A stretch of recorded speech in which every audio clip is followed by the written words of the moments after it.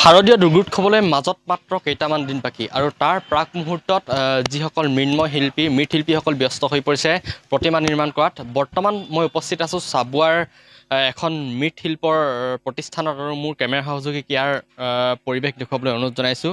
ইয়াৰ যি এই প্ৰতিষ্ঠানটো যিসকল মৃৎশিল্পী তেওঁলোকে ব্যস্ত হৈ পৰিছে যিহেতু প্ৰায় কেইটামান দিনৰ পিছতে শাৰদীয় দুৰ্গোৎসৱ আহি আছে আৰু তাৰ প্ৰাক মুহূৰ্তত এনেদৰে যিসকল মৃৎশিল্পী তেওঁলোকে ব্যস্ত হৈ পৰা পৰিলক্ষিত হৈছে। মই মোৰ কেমেৰা সহযোগী ইয়াৰ দৃশ্য দেখুৱাবলৈ অনুৰোধ জনাইছোঁ। আৰু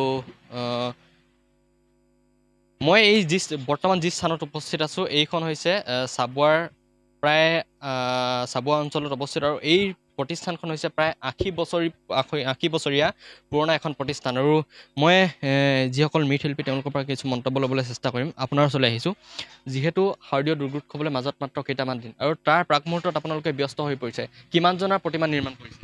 আমি এতিয়া ২২-২৩খন প্ৰতিমা দুৰ্গা প্ৰতিমা নিৰ্মাণ কৰিছোঁ আৰু এই কেইদিনৰ পৰা শেষ কৰিম কামটো।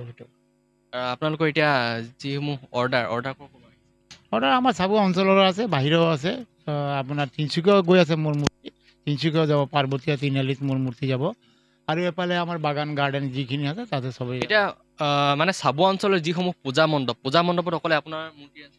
না, মোৰ বাহিৰৰ পৰাও আহি আছে, অকল মোৰখিনি নহ'লে বাহিৰৰ পৰা আহি আছে। আৰু আপোনাৰ যিসকল মৃৎশিল্পী আছে, যিসকল কাম কৰা লোক আছে তেওঁলোকৰ তেওঁলোকৰ কিছুমান কোচবিহাৰৰ আছে, কিছুমান অসমৰো আছে, কিছুমান লোকেল জেগাৰো আছে, চাবুৱাৰো আছে।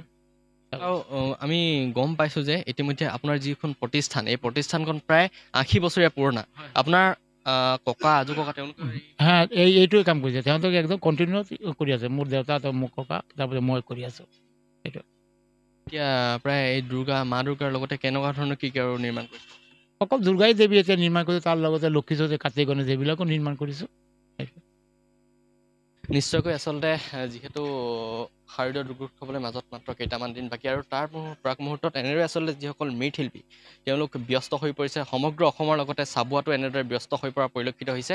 আৰু মই যিহেতু বৰ্তমান উপস্থিত আছোঁ চাবুৱাৰ যি এখন প্ৰায় ৮০ বছৰীয়া পুৰণা এখন মৃৎশিল্পৰ প্ৰতিষ্ঠান আৰু ইয়াৰ সমগ্ৰ পৰিৱেশ দেখুৱাবলৈ চেষ্টা কৰিলোঁ। আৰু সমগ্ৰ অসমৰ লগতে আচলতে যিসকল মৃৎশিল্পী তেওঁলোকৰ চাবুৱাৰো যিসকল মৃৎশিল্পী তেওঁলোকে এনেদৰে শাৰদীয় দুৰ্গোৎসৱৰ প্ৰাক মুহূৰ্তত এনেদৰে ব্যস্ত হৈ পৰা পৰিলক্ষিত হৈছে।